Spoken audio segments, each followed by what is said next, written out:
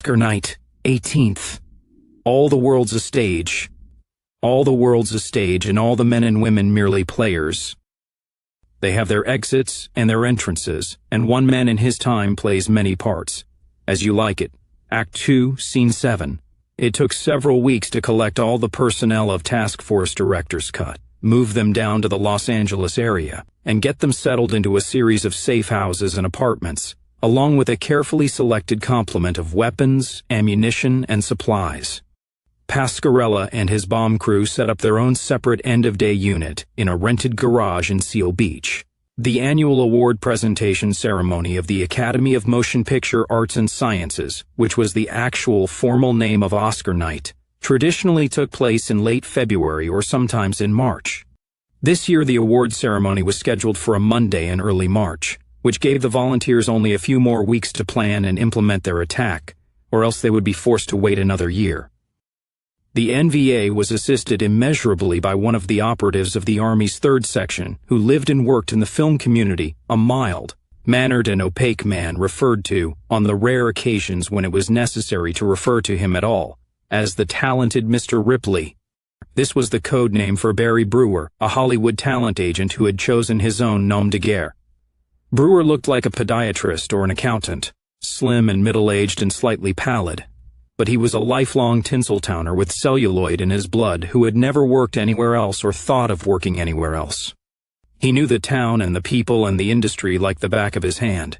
He had built up a lifetime of connections in high and low places, which he placed at the disposal of the NVA when his slow-burning hatred of the Jews and what they had done simply snapped one day, and in a moment of cosmic clarity, Barry Brewer knew what he had to do. He picked up the telephone and made a call to a detective agency in Vancouver, British Columbia, and asked to speak to a private, Dick he'd used on some background checks and other petty stuff, a man whom he had reason to believe harbored politically incorrect thoughts. In this belief, Brewer was correct. Through a long and convoluted chain of events, Brewer was eventually brought into contact with Wayne Hill, and the rest, as they say, became history. Brewer was hooked into the Hollywood scene on every level. He knew everyone from the security guard on the parking lot gate at TriStar to every independent producer on contract with 21 Stones, Century Fox, to the makeup artists at CBS Television, and he could get a call returned by almost anybody in town except for the biggest studio heads and the first-string stars and celebrities. But except for a small number of people in the industry who really were in the know, he was never thought of as a connected guy. Being a Gentile, Brewer was peripheral as far as big Hollywood went, but in one sense that was an advantage, because it enabled him to stay well below the radar. Non-Jews in his line of work were considered such minor players that they were almost invisible. No one gossiped about Barry, no paparazzi followed him, no reporters for the industry rags or the tabloids hounded him for quotes or inside info. Not being Jewish or gay, it was simply assumed that he had no inside info to give. The result was that he was able to accomplish a whole range of difficult logistic and supply-related tasks for the NVA without so much as making a ripple in the cesspool, including putting up a whole crew of the Army's heaviest hitters all around town. The command post was a penthouse apartment in Culver City. On the last day in February, a strategy session was convened for the team's staff with Lieutenant Wayne Hill and Lieutenant Charlie Randall presiding, and the talented Mr. Ripley present. It was agreed that while Brewer needed to keep his identity as secret as possible, since he formed the team's base of local support in Los Angeles, he needed to be known at least by sight to the leadership cadre. They had no idea how long any of them were going to last, and all of them needed to be able to hook up with Mr. Ripley in case of urgent need. The secondary leadership group consisted of volunteer Jesse Cat Eyes Lockhart, volunteer Lee Washburn, Quartermaster Lieutenant Christina Ekstrom, and volunteer Jimmy Wingo. This will be the most significant mass assault on a Zionist target that the Northwest Volunteer Army has yet attempted, said Hill. It will also send an indelible message to the enemy and to the world, one that Hollywood is particularly able to understand. Do you remember the famous scene in The Godfather where the big Jew movie producer wakes up in the dawn, in his big mansion and his big bed with the silk sheets, and he looks over and he sees the severed head of his $1 million racehorse lying next to him in a bloody mess, and he screams and screams and screams and screams as the camera fades. That is the effect we are looking for in every sense of the word. I remember the producer caved in and gave the Godfather what he wanted, said Christina, sitting on the couch. She was wearing her usual long-sleeved blouse to conceal her Negroid-inflicted scars. Exactly. And why? Asked Hill. The big kike, the Burger King, caved because he suddenly understood that he was dealing with people to whom his power, his money, his influence, and his personal viciousness meant nothing. For possibly the first time in his life, the big Jew was dealing with men who weren't afraid of him and all he could command, and who would accept nothing less from him than total compliance and submission. That is the message we want to send, not only to the big Jews who rule Hollywood, but also to the whole world. The power of these people is at an end. This tickle is going to be our equivalent of a big bloody horse's head in the Jews' beds. But there is more to the message we are sending even than that. We want all of white America to see and to think, if Zog cannot protect the cream of Hollywood's elite, then they can't protect anybody. If Zog can't protect the powerful Jews of Hollywood, then maybe it's time we got onto the winning side. That is why it is imperative that we hit the Oscar ceremony itself, live and on camera. Right, thanks to the talented Mr. Ripley here, we have been able to score a few intelligence coups, said Randall. The primary organization responsible for security will be the Centurion Group, which also handled the last several Oscar shows. Mr. Ripley has been able to recruit an informant on the inside who has so far proven reliable, on the condition that after the fireworks we take him on as a volunteer and take him home with us. We have been able to get a very good assessment of the terrain and what we will be up against by way of enemy armed forces and security measures. I'll let Rip here run all this down for you. Oscar and I have taken the guided tour of the target area, but Chris and Kat and Lee haven't yet. I want every volunteer to do so within the next few days. Hill nodded. That's essential. The Kodak Theater management kindly provides these tours for a mere $10 a head, from 10:30 to 2:30 every day, with tours departing every half hour. Go in pairs, one pair for each tour. I know there's a risk they'll ID some of us from security tapes later, but this is a major operation, and I want everyone as prepared as possible. Everyone needs to have a chance to look over our killing ground. I'll organize it, said Christina. For the sake of these comrades who haven't had the tour yet, though, could you go over the theater itself, Mr. Ripley? Asked Hill. Certainly, Lieutenant. We have a bit of luck in that this year's Oscars will be almost a carbon copy of last year's, with one exception, which I will get into in due course, said Brewer. The award ceremony will be held in the Kodak Theater in the Hollywood and Highland Center, which, as you can guess from the name, is situated on the corner of Hollywood Boulevard and Highland Avenue. This is an 11-acre complex in the center of Hollywood itself, built to look like an old movie set, specifically the set from D.W. Griffith's Intolerance, which I find ironic in view of the monumental example of intolerance we are about to set. There was laughter around the room. I understand that they were actually able to run down and buy up a lot of surviving bits and pieces from that 100-year-old set, by the way. The center is mostly a yuppie shopping mall catering to the wealthy upper crust, and also, of course, to hordes of tourists and movie fans. In addition to all the usual boutiques and fern bars, upscale restaurants, and souvenir knick-knack and junk shops, which don't concern us except as possible obstacles, the center also contains Grauman's Chinese Theater and the Sidewalk, with all the stars' footprints, the Kodak Theater, and the Hollywood Royale Hotel, the last two of which do concern us. First, the theater itself, Brewer went on. It seats a little over 3,400 people, and the whole layout is as plush as it gets. Deep carpet and large padded seats with velvet plum upholstery, snazzy fountain in the lobby, several cocktail bars and restaurants, so forth and so on. Could one of you hit the lights, please? Thank you. Brewer turned on an overhead projector that threw a huge diagram of the theater onto one pale cream wall of the apartment and indicated various parts of it with a pointer. The main entrance is here, on Hollywood Boulevard, set back from the street.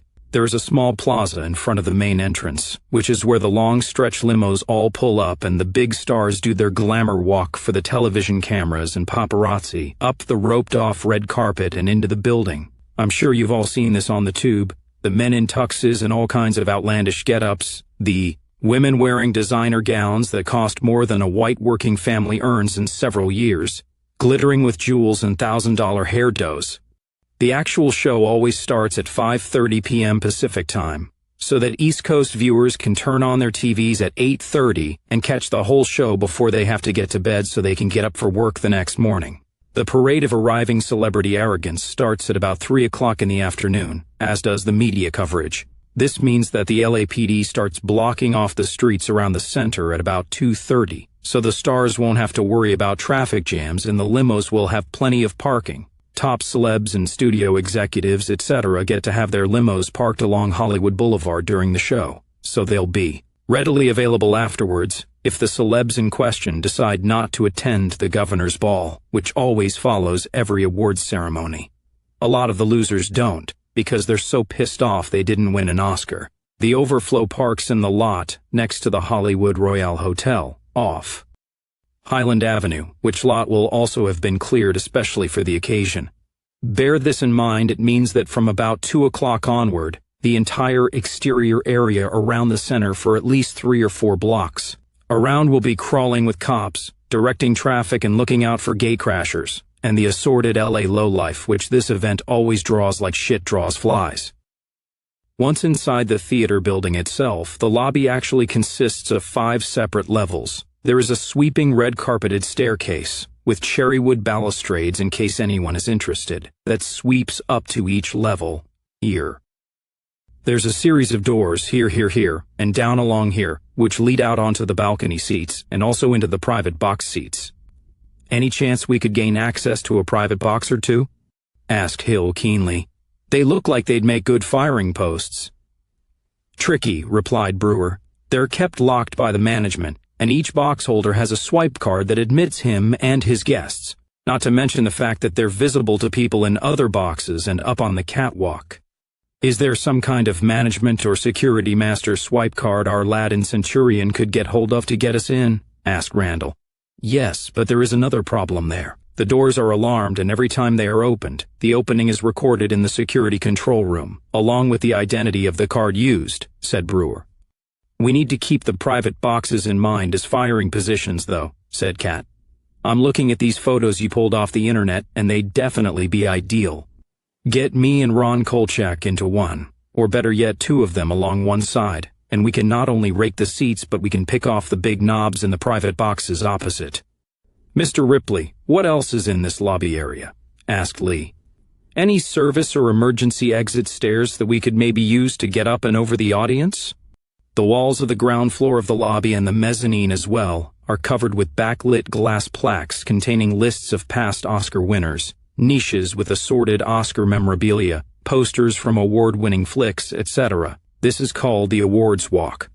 To answer your question, yes, there are access stairs that run the entire height of the building from sub-basement to roof, but they will all be alarmed on the night, and there will be cameras in the stairwells, and needless to say, on the night the lobby is going to be crawling with both uniformed and plainclothes police and security people, as well as completely covered by closed-circuit TV surveillance, Brewer replied.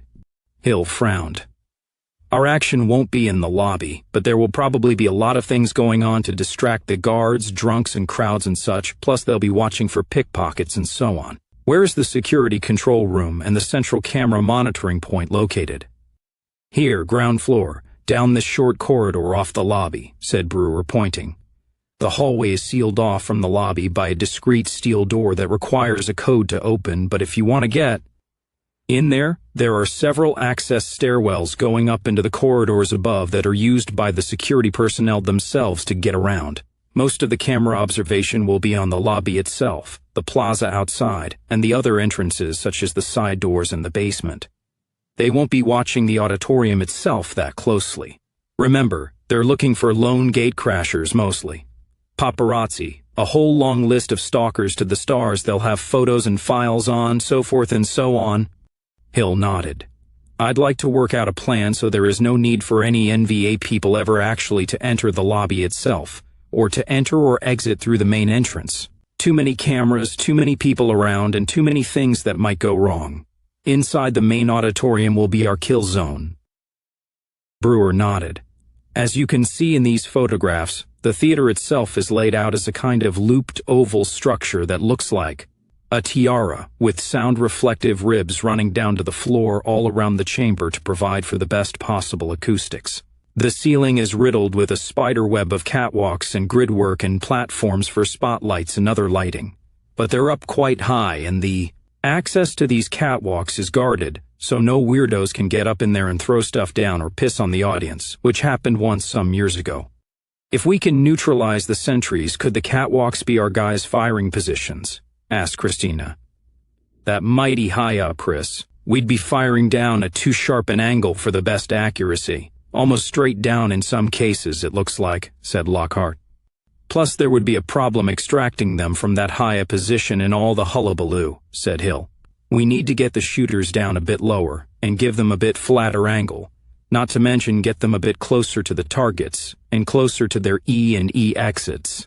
Right. One good bit of news regarding the layout in the auditorium, said Brewer with a satisfied smile. This should make the job a lot easier. I need to give you a little background first, though.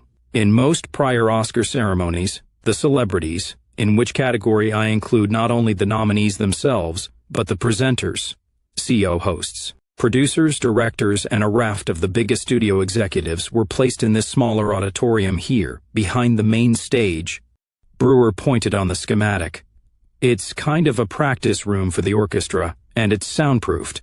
By long tradition, this was called the green room, and it was a kind of a waiting room, party room, and cabaret for celebs to hang out in, clown around, schmooze, gossip, etc. They've got couches and armchairs, the management sets up a bar, and they've got big screen TVs to watch the show on. The original idea was that the big shots should be required to spend their big night being gawped at by the unwashed multitudes as little as possible, and should not be required to sit through all the boring preliminaries like Best Foreign Film and Best Animation and Best Documentary and all that.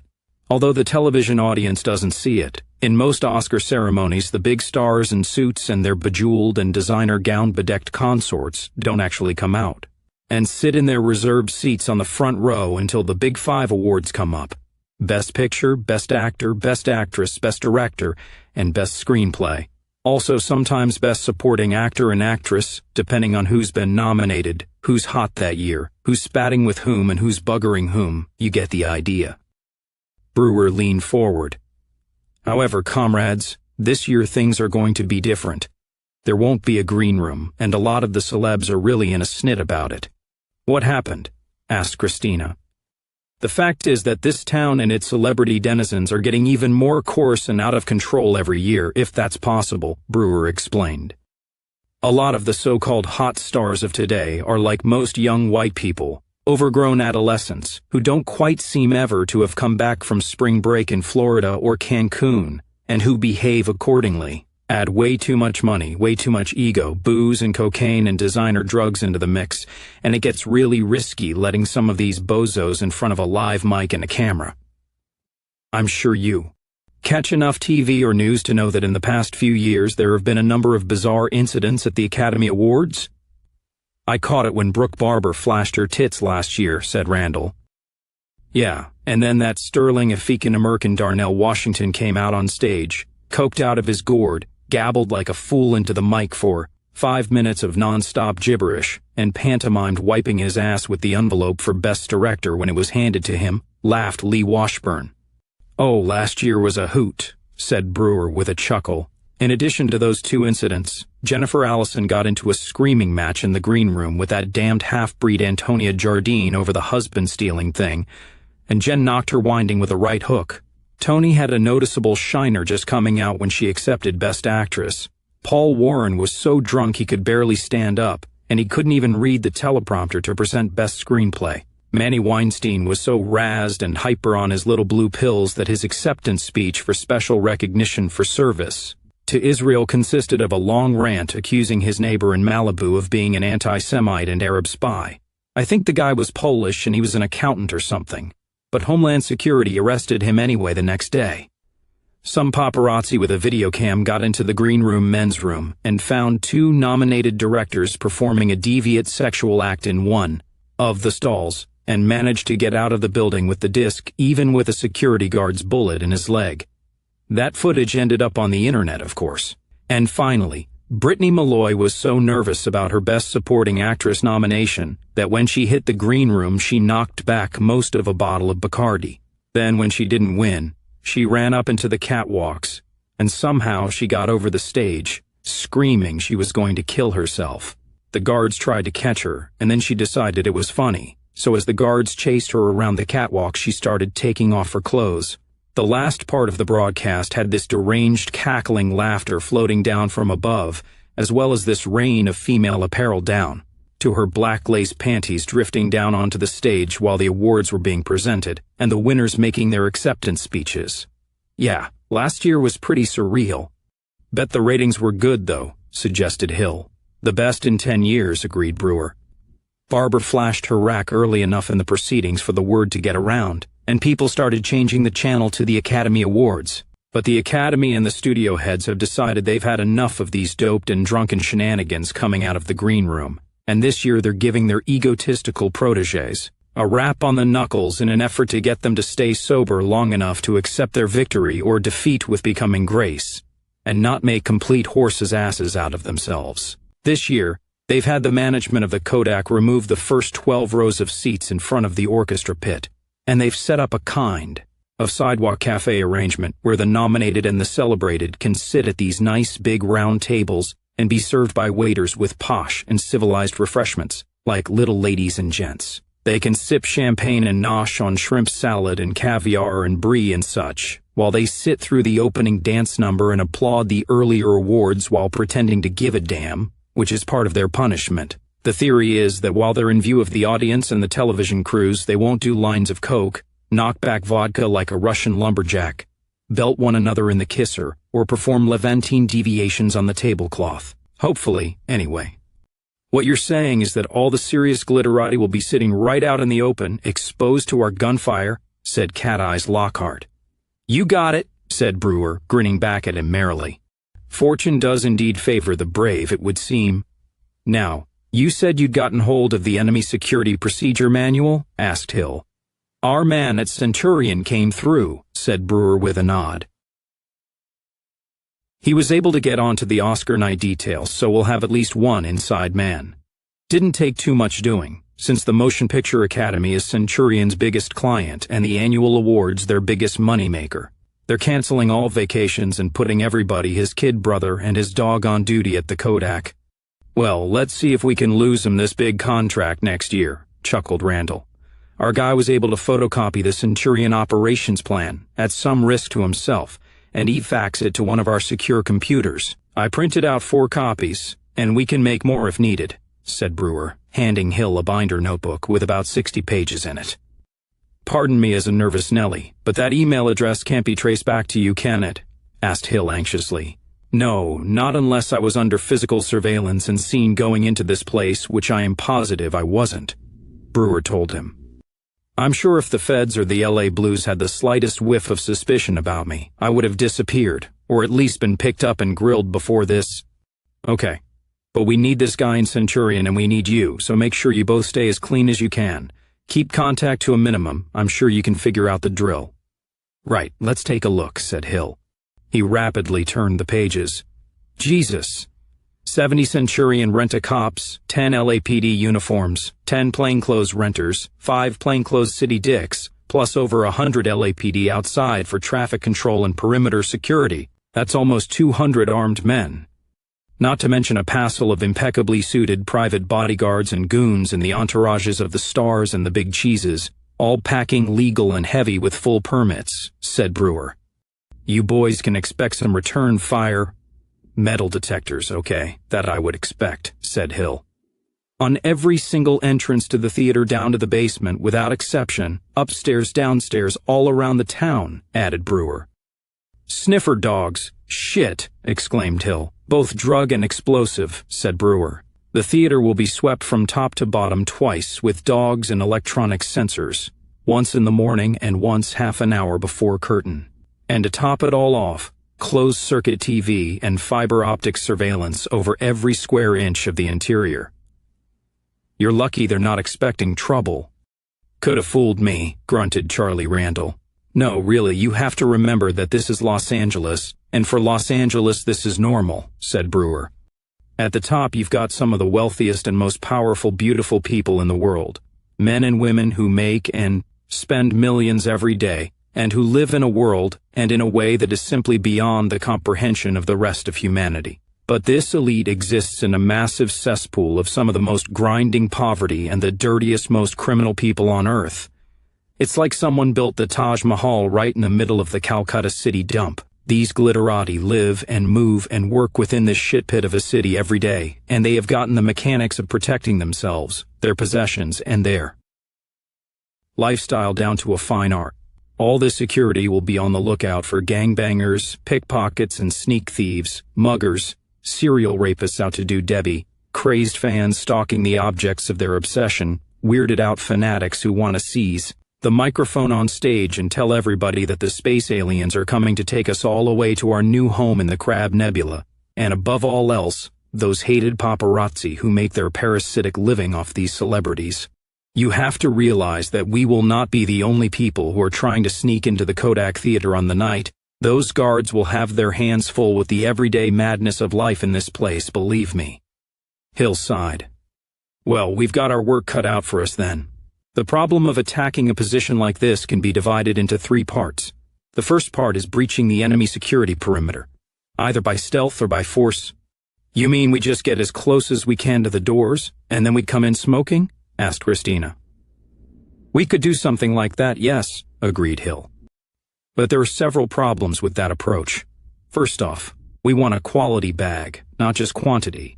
We're not out to shoot down security guards and hangers-on in the lobby. I want this to be as surgical as we can make it and take out as many major influentials as we can, crippling the dream machine by decapitating its leadership and management.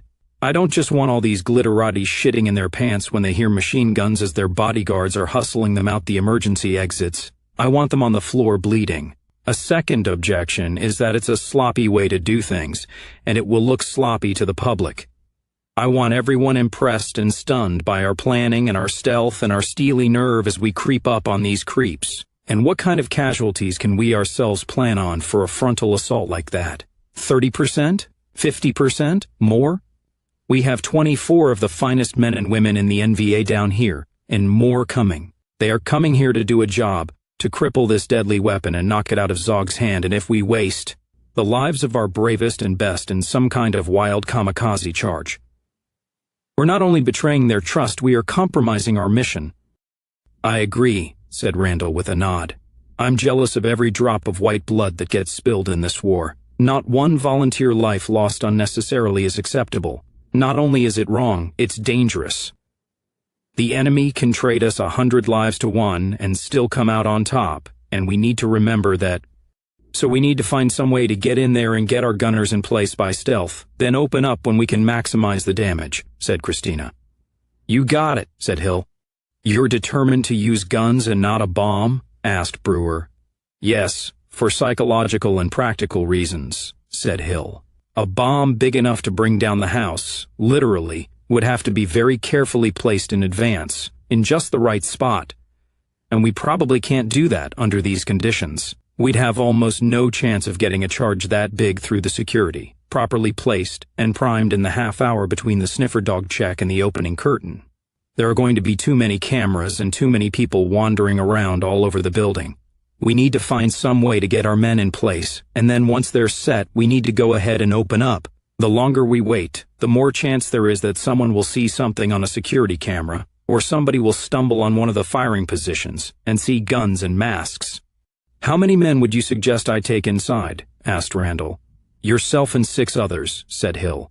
2 riflemen, 2 grenadiers, and 2 full auto cover men. I would suggest 2 teams of a rifle, a grenade man, and a machine gunner each, with yourself floating where needed. Our man inside Centurion says he's also ready to help if the opportunity arises, put in the talented Mr. Ripley. There's nothing like guarding these people to make a normal man hate their guts. Cat, you long ago got the envelope for Best Sniper, said Hill. Who do you nominate for Best Supporting Marksman in a ballistic role? Ron Kolchak, said Lockhart without hesitation. Gauss and Jimmy here for the machine gunners, suggested Randall. Agreed, said Hill. That leaves Grenadiers. After they've thrown their grenades, they will cover the snipers and support the machine gun men with short arms of some kind, an Uzi or a Tech-9, something like that. "I'd like to go, sir," said Christina. "No," said Hill. "You're doing too important a job for the task force, Chris. We need you where you are." "It's no reflection at all on your courage, comrade," Randall told her. "No one who knows where you've been for the past 2 years would ever question that. But you have to understand that there's every chance that some or all of us may not be coming back from this one, and that includes me. You're part of our trouble trio, and we can't risk losing any more than one of us at once. Losing 2, or God forbid even 3 of us would cripple the task force. The volunteers are scattered all over this huge area, and don't even know how to locate or communicate with the other teams. That's why neither you nor I nor Lieutenant Hill can go on any combat missions together. Chris, if you want to make your bones in the traditional way, I'll make sure it happens while we're down here," Hill assured her. "You have my word. Lee, do you want one of the grenadier slots?" "Yes, sir," replied Washburn. "Thank you."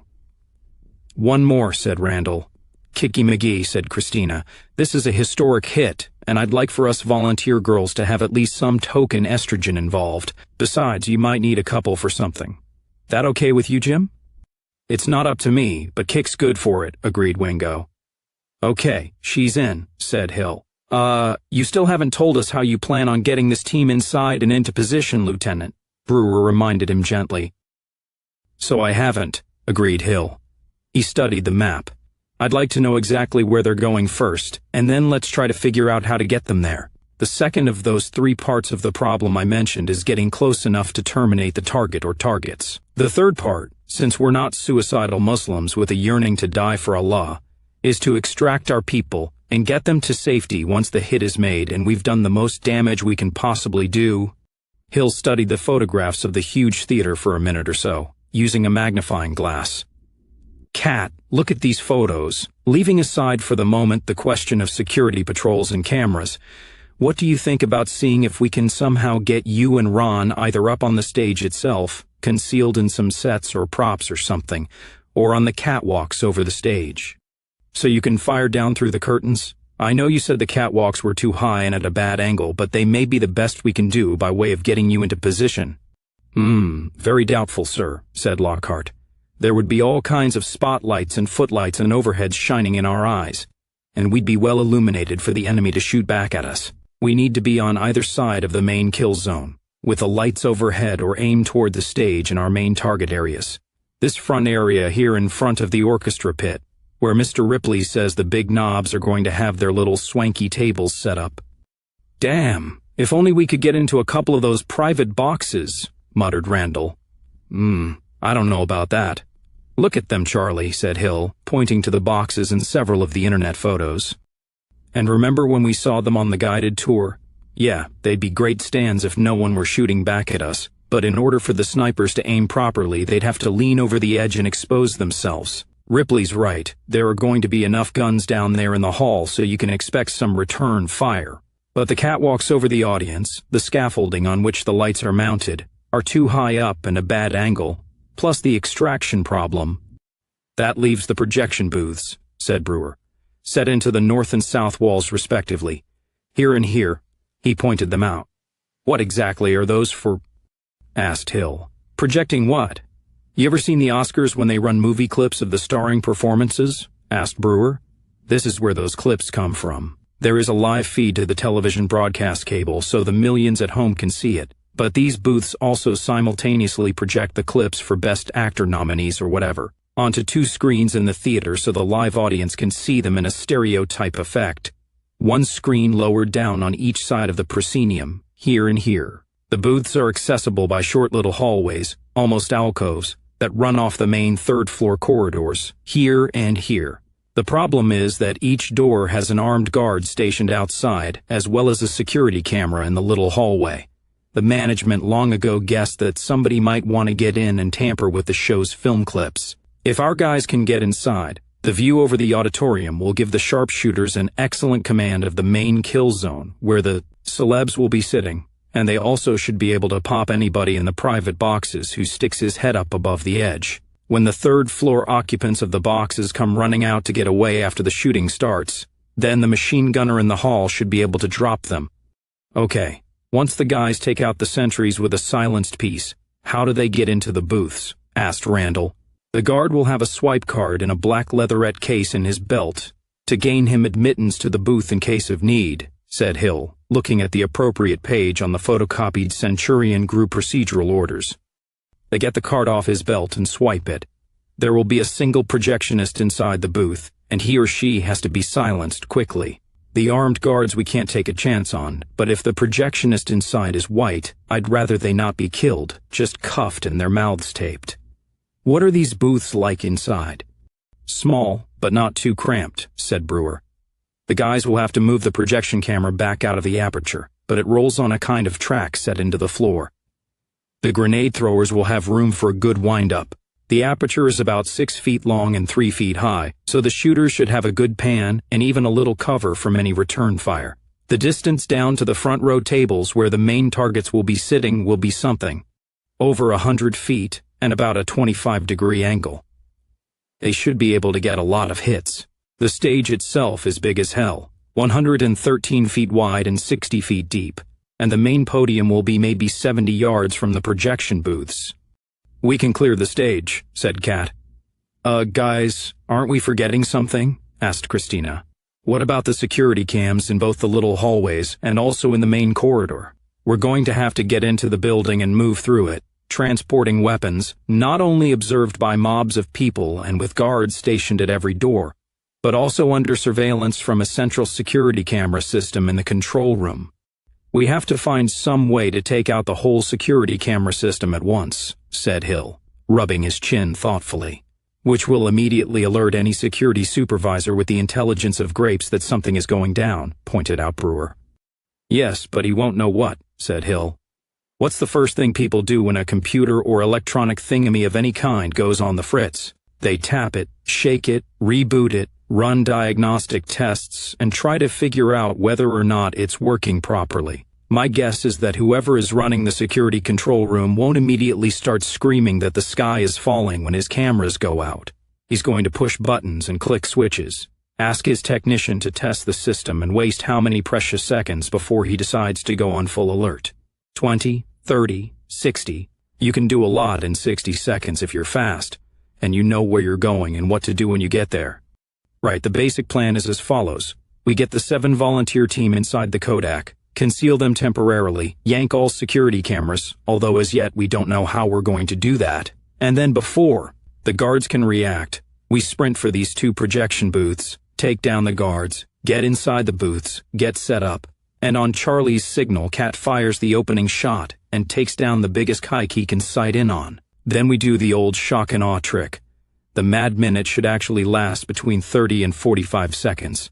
By the time the security commander knows for certain that it's not just his cameras blowing a fuse and something really is happening, the guns are going off and there's no more concealment required. The grenadiers will throw 2 grenades each and keep 1 in reserve for the E&E.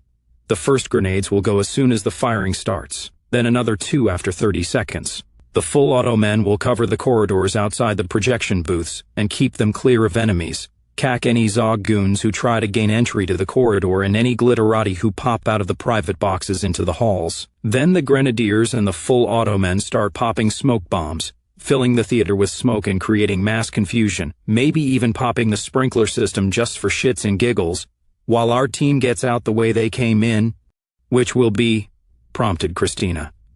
That's the skeleton for us to build on, guys, and yes, I know it has a couple of gaping holes, admitted Hill. The 2 biggest ones being how do we take out the cameras and, yes ma'am, he looked at Christina, how the hell do we get in there to begin with? Hill sighed. Something about the air down here must put people in mind of movies all the time. I'm thinking now about the first Star Wars, when Luke Skywalker and his rebel space fighters were attacking the Death Star. That's kind of what we're doing now. Luke found a single small vulnerable entry point, a waste disposal duct or something, that he could shoot a missile through right into the core of the Death Star. That's what we need to find. Oh, I know where that is, said Brewer. Eh? Said Charlie. Brewer pointed to the map. You can't see the basement levels on this schematic, but right below the back of the stage, here, just below the old green room, there is a more or less secret entrance into the Kodak Theater. It's an underground tunnel or walkway that leads to the lobby of the Hollywood Royale Hotel about 400 yards away at the northeast corner of the Hollywood and Highland Center complex. There's no security guards or cameras either in the tunnel itself or on either end. "You knew about this?" demanded Randall incredulously. "And us sitting here beating our brains out all this time, trying to find a point of entry?" Brewer grinned at him. A good movie always has surprise twists. "Seriously, it's semi-secret, largely a matter of Hollywood gossip and rumor, and before I said anything, I had to make sure that this passageway really did exist, and then see if it could be accessible and usable for us. This subterranean corridor has been there for some years. I don't know when it was first built. The why is a little more complex and bizarre. You remember what I told you about all those hijinks in the green room in past shows? Well, there are times during an Academy Award show when, for the purposes of the celebrities and the studio executives, a surreptitious entry or exit from the ceremonies, sometimes willing and sometimes unwilling, is desirable, mostly just to avoid media and paparazzi, of course. But also, a star may have become completely drunk or stoned or hysterical over losing an award, and gone completely out of control, and he or she has to be removed from the premises and taken away to get cleaned up and calmed down, but discreetly, not in front of the audience or the massed media and paparazzi. Brittany Malloy's little high-wire striptease at last year's awards is a good example. She was wrapped in some cop's jacket and taken out by this underground exit and straight into a waiting ambulance, thence to Betty Ford, which is kind of the movie studio's private bastille for stars they want to keep around for a while because they're still bankable at the box office. But who needs some straightening out? Put it this way, not everybody who is sent to Betty Ford actually has an addiction problem. Sometimes they're kind of doing time. The Burger Kings kept poor old Max Garrett in there for 6 months after he asked that cop who pulled him over down in Malibu if he was a Jew and fined him millions of dollars, which he had to pay before they'd let him out. Otherwise, they would have had a shrink commit him to a real loony bin with rubber walls. "Unbelievable," said Lee Washburn, shaking his head. "Sometimes police or medical assistance may be required backstage, and the big studio moguls like Sid Glick may decide not to bother the regular award show security or medical personnel and handle whatever the problem is on the QT, with everyone coming and going below ground. That passage is also intended, ironically, as an emergency escape route for the stars and the big cheeses if any bad acts break out in the auditorium, a fire or some Looney Tune movie fan with a gun, something like that. That's why the passage comes out near the green room, which is where most of the high weirdness has taken place up until this year. It's actually possible that when the shooting stops, our guys and some of these Hebees may be heading toward the same exit. Glick and the BKs have always decreed that this secret tunnel not be covered by guards or cameras, because of the potential for embarrassment and blackmail. Okay, that means if we can get our assault team into the Hollywood Royale Hotel, we can get them into the Kodak unobserved? Asked Christina. Maybe, said Brewer. There is a definite protocol involving the use of this underground corridor. It's locked down on both the hotel and theater ends, and can only be opened with one of those damned swipe cards. The Hollywood Royale management has a master, and so do Sid Glick and a few of the Burger Kings, and temporary time-coded. Copies are issued every Oscar night to anyone whom the BKs think might need one, or who can wheedle one out of the hotel manager. Our guys will probably end up having to carry about 3 of those cards per team to open various doors. So how do we get one? Asked Hill. Here's where the plot thickens, said Brewer. This year, some of the stars and lesser species who missed their green room have clubbed together, and in a kind of spiteful thumbing of their plastic surgery-enhanced noses at the studio execs, they have pooled some of their ample spare change and rented 2 whole floors of the Hollywood Royale for 2 nights, the night before and the night of the awards ceremony and the governor's ball, which is held in the Kodak's 40,000-square-foot ballroom. They have allegedly scammed a master copy of the key card for the underground tunnel from somebody at the hotel for a staggering sum, and had copies made, but only for the glitterati elite. The plan is to have their own series of little private parties and orgies running in the background at the Royale, while everyone is all nice and smiling and polite at the main functions. All the while, everyone will be slipping out through the tunnel to these party rooms at the Royale for a snort of coke, or a shot of smack, or a quick dipping of the wick in some receptacle or other, or else just to flip the bird to anyone who dares to try and control these people's behavior even for a single night. So all we need is to scam our own copy of one of these swipe cards off a real live movie star," sighed Hill glumly. "I don't suppose you've recruited any Oscar nominees into the third section's intelligence apparatus, have you, Mr. Ripley?" Brewer said nothing, but smiled genially at them all. "Struth, you haven't, have you?" said Randall, looking up at Brewer sharply. "I mean, not really." "I'm a talent agent, remember?" replied Brewer. "That's what I do." "You're kidding," said Hill, staring at him. "I think before we proceed any further, guys, we need to adjourn the meeting for a bit, and I need to take Lieutenants Hill and Randall to meet the jewel in third section's crown," said Brewer. "Gentlemen, we're going to Beverly